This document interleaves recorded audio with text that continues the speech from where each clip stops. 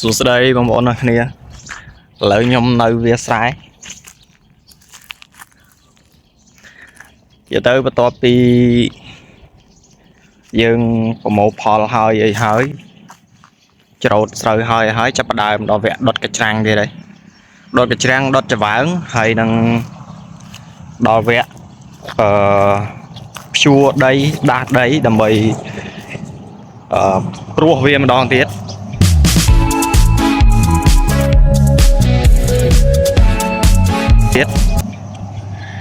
នេះភ្ជួរហើយប៉ុន្តែនៅផ្សេងទៀត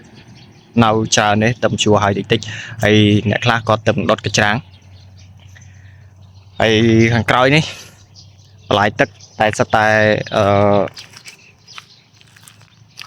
ផលិតអញ្ចឹងអ្នកស្រែបើយើងធ្វើស្រូវខ្លីយើងមានតែធ្វើវិលជុំបែបនេះឯងយើងប្រមូលផលហើយមួយសាទៅយើងចាប់ដើមដុតកញ្ច្រាំងប្រមូលកញ្ច្រាំងដុតច្បើងដុតអីចឹងទៅយើងព្រោះម្ដងទៀតប៉ុន្តែព្រោះមួយសានេះវារៀងពិបាកបូមទឹកដោយសារទឹកអត់មានច្រើននេះមានតែមកបន្លាយនេះឯងទឹកនេះវាច្រើនដែរគ្រាន់តែវាអត់ដូចខែភាសាយើងដាក់មកវគ្គទៀតហ្នឹងខែប្រាំងគឺយើងត្រូវបូមសុទ្ធហ្មងហើយឥឡូវប្រេងវាឡើងថ្លៃដូចអ្នកទាំងអស់គ្នាដឹងហើយប្រេងឡើងថ្លៃអញ្ចឹងយើងយ៉ាប់បន្តិចប៉ុន្តែអ្នកស្រែបើមិនធ្វើស្រែទុកស្រែចោលវាអត់កើតអញ្ចឹងមានតែធ្វើចំណេញតិចតួចអាហ្នឹងគឺត្រូវតែធ្វើបើយើងមិនធ្វើយើងទុកស្រែចោលវាពិបាកអ្នកទាំងអស់គ្នាឃើញអញ្ចឹង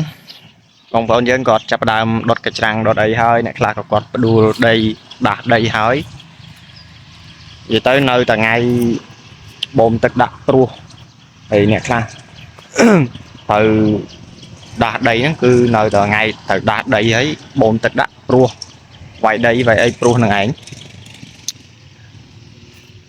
ហើយស្រូវក៏ថោកដែរលើ600ឬលឿធ្លាក់ដល់600ជាងហើយ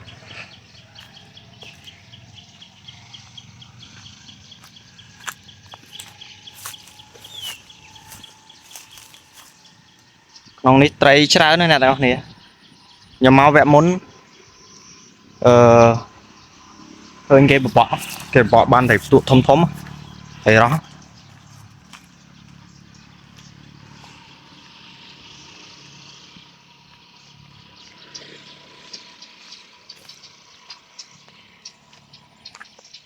នេះមកវគ្គមុនឃើញគេបបក់នេះមុខលូនេះបបក់បានច្រើនត្រីធំទៀត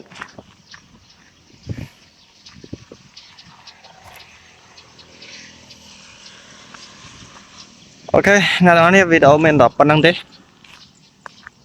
ជួបគ្នាវីដេអូក្រោយតែជីនេះគាត់ជីមកថតទេមិនដីខ្លួនឯងសិតដីគេទាំងអស់ទេគាត់ជីមកថតឲ្យបានវីដេអូផុសតែប៉ុណ្្នឹងគឺចប់រឿងហ្មងដីគេទាំងអស់អត់មានដីខ្លួនឯងទេបាយ